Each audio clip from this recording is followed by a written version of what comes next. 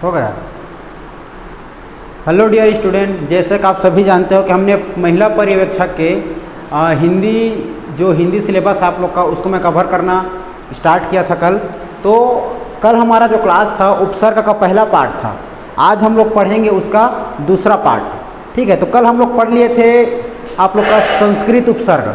संस्कृत में आप लोग को बताया था मैं 21 से 22 आप लोग का क्या था उपसर्ग है करके संस्कृत शब्दों वाला। आज हम लोग देखेंगे उस संस्कृत शब्दों को जो सीखे थे ना कल, उसी का हम लोग देखेंगे कि उसका अर्थ क्या होता है, उसका शब्द कैसे बनेगा और उसमें कौन सा उपसर्ग है। ठीक है, चलो देखते हैं। तो कल हम लोग क्या क्या याद किए थे, एक बार मैं रिवाइज करा देता हूँ। हम लोग याद किए थे आप लोगों का संस्कृत का उपसर्ग 21 से 22 शब्द बताया था मैं आप लोग का, किसका उपसर्ग, संस्कृत के उपसर्ग। तो उस संस्कृत के उपसर्ग में आप लोग को याद रखना है, क्या याद करवाया था, आ, औ, उप, अप, अपि, अभि, अति, अधि। उसके बाद करवाया था अनु, सम, सु, नि, वि, निर, निस, दुर, दुस। उसके बाद करवाया था प्र, परि, प्र, प्रति। इतना याद करवाया था। उसके बाद आप लोग को उसके बाद हमारी जो क्लास अब मैं आगे बढ़ाते हुए आप लोग को सभी को बताता हूँ। ये हमारा याद रखो, ये हमारे सभी उपसर्ग याद करवाया था, आ, औ, उप, अप, अपि, अभि, अति, अधि, अनु, सम, सु, नि, वि करके ये याद करवाया था। निर, निस, दुर, दुस, फिर परि, प्र, प्रति। इसमें लास्ट और उत या उद भी जोड़ लेना, क्योंकि यह उत और उद हमारे संस्कृत के उपसर्ग भी है और हिंदी के उपसर्ग में भी आता है। ठीक है, तो देखते हैं। याद रखना जो हमारे उपसर्ग पढ़े थे आ का अर्थ होता है तक या समेत। क्या होता है, तक या समेत, याद रखना है, तक या समेत। इस आ का मतलब होता है हमारा अगर नया शब्द बनाएं तो नया शब्द बने आजन्म बन जाएगा, आजीवन और आगमन। आपको पूछेगा आजीवन में कौन सा उपसर्ग है, तो आ हमारा उपसर्ग है, जो कि क्या हो जाएगा, आ का हमारा उपसर्ग बन जाएगा, जो कि हमारा संस्कृत का शब्द है। और उसे याद रखना उसमें मूल शब्द क्या है, तो आ में हमारा जन्म हमारा मूल शब्द है। उसी प्रकार अगर औ का देखें, औ हमारा हीन, इसका अर्थ होता है नीचे या हीन होता है। अगर हम लोग देखें जैसे कि किसी प्रकार का सुगंध है तो बेसुगंध बोल देते हैं, बे मतलब हीन, सुगंधहीन बोल देंगे तो बिना सुगंध के हो जाएगा। उसी प्रकार बिना, ठीक है, तो औ मतलब होता है बिना अर्थात हीन मतलब नीचे। याद करना अवकाश, अगर औ से बनाएंगे नया शब्द बनाएंगे, उपसर्ग शब्द बनाएंगे तो क्या हो जाएगा, अवकाश या अवसर। उसी प्रकार उप का अर्थ होता है निकट, बताया था आप लोग को निकट या समीप करके कल। तो उप का अर्थ होता है निकट अर्थात उपसर्ग उपकार बना सकते हैं। उप से हम लोग क्या बना सकते हैं, नया शब्द उपसर्ग बना सकते हैं और आप लोग का उपकार बना सकते हैं। अगर देखें अप का देखेंगे तो अप का अर्थ होता है बुरा, और अप से हम लोग कौन सा नया शब्द बना सकते हैं उपसर्ग वाले, तो अप से याद रखना है आप लोग को अपमान, अपकार। ठीक है, अपमान और अपकार। ठीक है, मान हमारा एक सम्मान होता है, मान सम्मान, लेकिन अपमान कर देंगे तो हमारा अलग हो जाएगा ना भाई, सम्मान खत्म हो जाएगा। उसी प्रकार अपमान। अपि याद रखना है, अपि मतलब भी होता है, भी याद रखना बस। उसके बाद अभी मतलब सामने, अभी मतलब सामने। और अभी का हम लोग अगर नया शब्द देखें, उपसर्ग वाली शब्द देखें तो क्या हो जाएगा, अभी का, अभी से हो जाएगा आपका अभिव्यक्ति, अभिमान, अभिषेक, ये सभी हो जाएगा। उसके बाद देखेंगे हम लोग अति का हो जाएगा अत्यधिक अर्थ होता है, अति मतलब अत्यधिक। तो अत्यधिक मतलब क्या हो जाएगा, अगर देखेंगे तो अति का हमारा अति से बन जाएगा आप लोग को उपसर्ग वाली शब्द अतिरिक्त और अत्यंत। एग्जाम में पूछा जाता है अत्यंत एग्जाम में पूछा जाता है कि अत्यंत में कौन सा उपसर्ग है। तो अत्यंत में देखो दोस्तों, याद रखना है आप लोग को, अत्यंत में आप लोग का अति याद रखना है, अति, ये इंपॉर्टेंट, वेरी इंपॉर्टेंट लगाना।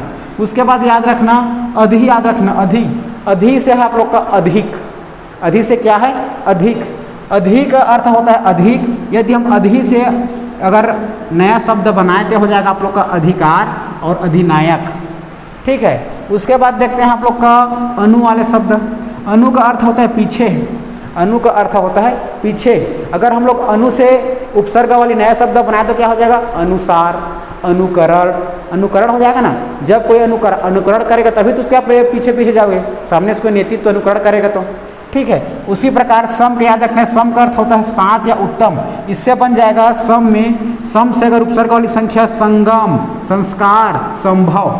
तो संगम में कौन सा उपसर्ग, संगम में म का अर्थ आ रहा है म मतलब हमारे नाक से अनुस्वार आ रहा है, अंग के मात्रा अनुस्वार आ रहा है ना भाई, समझ लेना अंग के मात्रा मतलब वो सम क्या लगा हमारा सम, इसमें सम आप लोग का क्या है उपसर्ग है।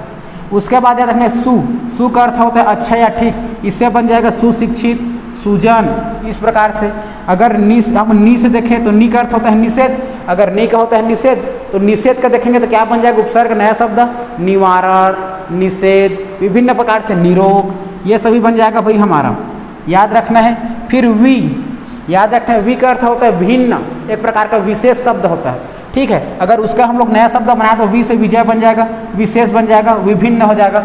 विभिन्न में कौन सा उपसर्ग है करके पूछा जाता है तो विभिन्न याद रखना, विभिन्न में आप लोग का वी आप लोग का क्या है जी उपसर्ग है, याद रहेगी बातें। अब देखते हैं निर का अर्थ होता है आप लोग का बिना, अर्थात बिना मतलब विदाउट, याद रखना है बिना तो निराश्रित, निराश्रित नया शब्द बन जाएगा। अर्थात एग्जाम में पूछा जाता है निराश्रित में कौन सा उपसर्ग है, तो निराश्रित में आप लोग रखना नीर, नीर हमारा उपसर्ग है। और ये कौन से भाषा का उपसर्ग है तो याद रखना संस्कृत भाषा का ये आप लोग का उपसर्ग है नीर, क्योंकि हम सभी अभी क्या पढ़ रहे हैं आप लोग के संस्कृत शब्द का उपसर्ग पढ़ रहे हैं, इसके बाद पढ़ेंगे आप लोग का हिंदी का, याद रखना। फिर निस, याद रखना निस, निस में आपका होता है रहित, निस में यदि उपयोग करेंगे हम लोग तो इसका नया शब्द बन जाएगा निस्तार, निश्चल, निश्चित, ये सभी हमारा कौन सा उपसर्ग वाली शब्द है निस वाली उपसर्ग वाली है, ठीक है। अगर एग्जाम में पूछेगा निश्चित में कौन सा उपसर्ग है तो आप लोग का क्या हो जाएगा निस आ रहा है ना स्टार्टिंग में। उसी प्रकार दूर से याद रखना है बुरा शब्द, दूर से हो जाएगा दुर्जन, दुर्गम, दुराचार। एग्जाम में पूछा जाता है दुर्जन में कौन सा उपसर्ग है तो दुर्जन में आप लोग का दूर प्रयोग हो रहा है ना, दूर उच्चारण के समय दूर आ रहा है तो दुर्जन तो दूर हमारा उपसर्ग है जो कि संस्कृत उपसर्ग है। फिर याद रखना दूस मतलब भी बुरा, दुस्साहस बन जाता है, दुस्साहस में हमारा क्या है दूस हमारा उपसर्ग है। फिर परि से याद रखना आप लोग बचपन में पढ़े हो, परि का मतलब होता है चारों ओर, परि का मतलब होता है चारों ओर, चारों ओर मतलब परिणाम, देखो इसका बना देंगे तो परि से बन जाएगा परिणाम, परियोजना, परिवार, ये सभी हमारा परि से होने वाला बनने वाला क्या है आप लोग का उपसर्ग है।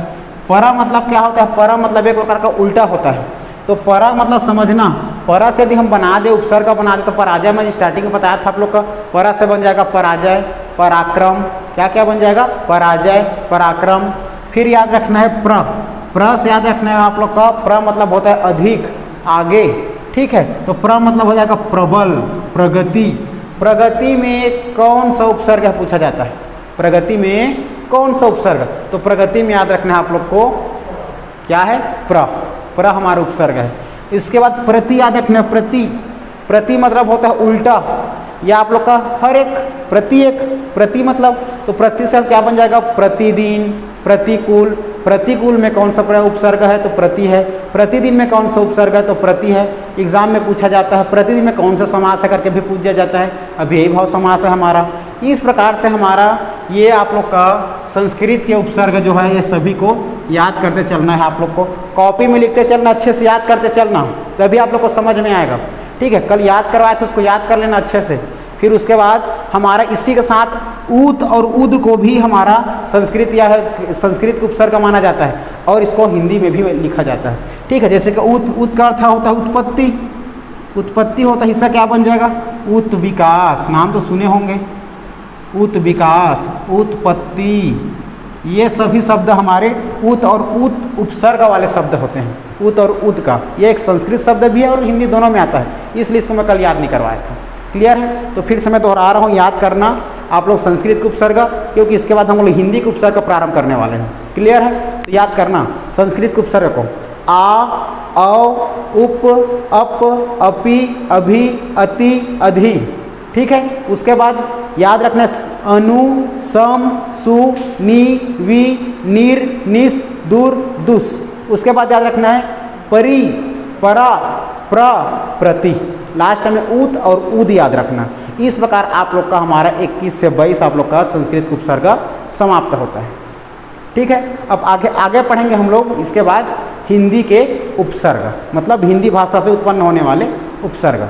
अगर वीडियो अच्छा लगे तो लाइक, सब्सक्राइब, शेयर जरूर करना और बेल आइकन को भी बजा देना दोस्तों, ठीक है। अब हम लोग अगले वीडियो में मिलेंगे आप लोग के किसमें, हिंदी के उपसर्ग वाले शब्द में। क्लियर है?